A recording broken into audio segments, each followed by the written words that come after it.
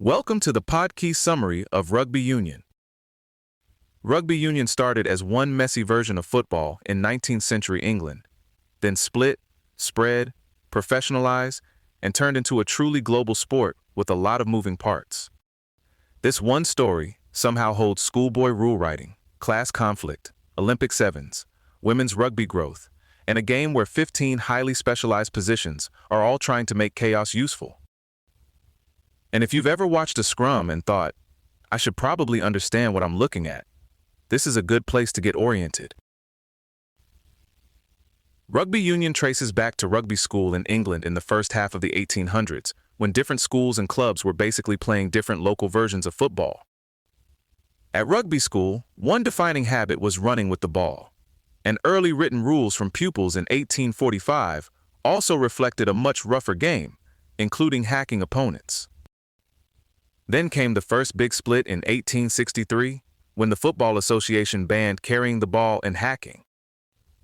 Blackheath and other clubs that wanted to keep rugby-style play walked away, and by 1871 they formed the Rugby Football Union.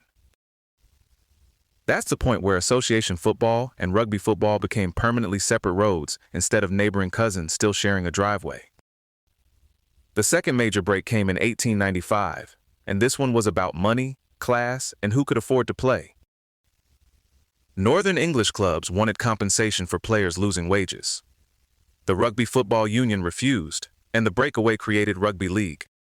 From there, the original code became known as Rugby Union. At its core, Rugby Union is built around a constant tension between two groups: forwards, who fight for possession, and backs, who try to turn that possession into territory and points. A full side has 15 players, 8 forwards, and 7 backs, and the positions are unusually specialized.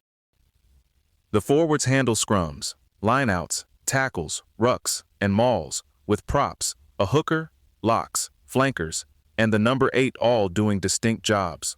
The backs are shaped around decision-making in space, especially the scrum half, who links the pack to the back line, and the fly half, who usually steers the game plan. You can't throw the ball forward, so teams move by running, kicking, and winning those repeated contests for possession. Scoring is straightforward once you know the values. A try is 5, the conversion is 2, and penalties or drop goals are 3. Those numbers change plenty over time, which feels very rugby somehow. Even the scoring system has a history of negotiated compromise. For most of its history, Rugby Union officially insisted on amateurism, at least on paper. That lasted until August 1995, when World Rugby declared the sport open and removed restrictions on paying players. The timing matters. This came shortly after the first World Cup era had shown how big the game could be, and after years of accusations of so-called shamateurism anyway. Once professionalism arrived, the top end of the sport changed fast. Transnational club competitions like the Heineken Cup and Super Rugby became part of the modern landscape, and international competition expanded too, including Argentina joining the Southern Hemisphere Championship in 2012.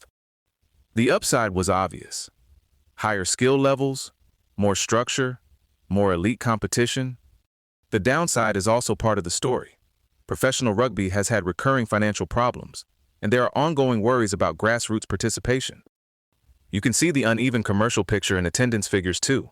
Reported averages include 15,358 in England's Premiership, 14,841 in France's top 14, 14,952 in Japan's League One, and 10,809 in the United Rugby Championship. Rugby's expansion followed the routes of empire, migration, education, and military networks with later French influence, helping push it further too. That's how it built deep roots across Europe, the Commonwealth, Japan, Argentina, and the Pacific. In places like Fiji, Georgia, Madagascar, New Zealand, Samoa, Tonga, Wales, and South Africa, it became a de facto national sport. By 2023, more than 10 million people were playing rugby union or an organized variant worldwide, including 8.4 million registered players. Since 2011, reported participation rose by 33% in Africa, 28% in South America, and 18% in Asia and North America, which tells you the sport's growth isn't just coming from the old strongholds. That said, rugby's global story also carries political history with it. In parts of Africa, colonial and settler institutions enforced whites-only participation early on, but countries including Madagascar, Kenya, Namibia, and Uganda later developed significant rugby cultures. Japan hosting the 2019 World Cup was another marker of real expansion, showing the sport's center of gravity is broader than it used to be. Rugby has long had a heavily male public image, but women's rugby has a much deeper history than a lot of people realize. The earliest documented account comes from Emily Valentine, who described forming a team at Portora Royal School in Ireland in 1887. The modern growth really accelerated from the 1980s onward, and by 2010, women's rugby was being played in more than 100 countries. The first Women's Rugby World Cup was held in 1991, and the Women's Six Nations began in 1996. England has been the dominant force there, winning 14 editions, including 7 straight from 2006 to 2012. A big part of rugby's broader growth story is sevens, the shorter, faster version that began at the Melrose Sevens in Scotland in 1883. With 7 players aside, and usually 7-minute halves, it's easier to stage, easier for emerging nations to support, and a lot more tournament-friendly. That helped men's and women's sevens enter the Olympics in 2016, which gave rugby a major visibility boost and brought more countries into the picture. Sevens is the best-known variant, but rugby has a whole ecosystem of adapted forms: tens, touch, tag, mini rugby, beach rugby, even snow rugby. Some are about safety, some are about youth development, some are recreational, and some just make the sport possible in places without the depth for full 15-a-side structures. Rugby's influence also spills into other sports. Rugby league came directly from the 1895 split. Australian rules drew on early rugby, and American and Canadian football evolved from earlier rugby football before forward passing and other rule changes sent them in their own direction. On the international stage, the centerpiece is the Rugby World Cup, first held in 1987. It started as a 16-team event broadcast to 17 countries with 230 million viewers, and grew into a huge global tournament. The 2007 edition was claimed to have reached 4.2 billion television viewers across 200 countries. The annual rivalry structure comes mainly from the Six Nations in the North and the Rugby Championship in the South, with Italy joining the Six Nations in 2000 and Argentina joining the Southern Championship in 2012.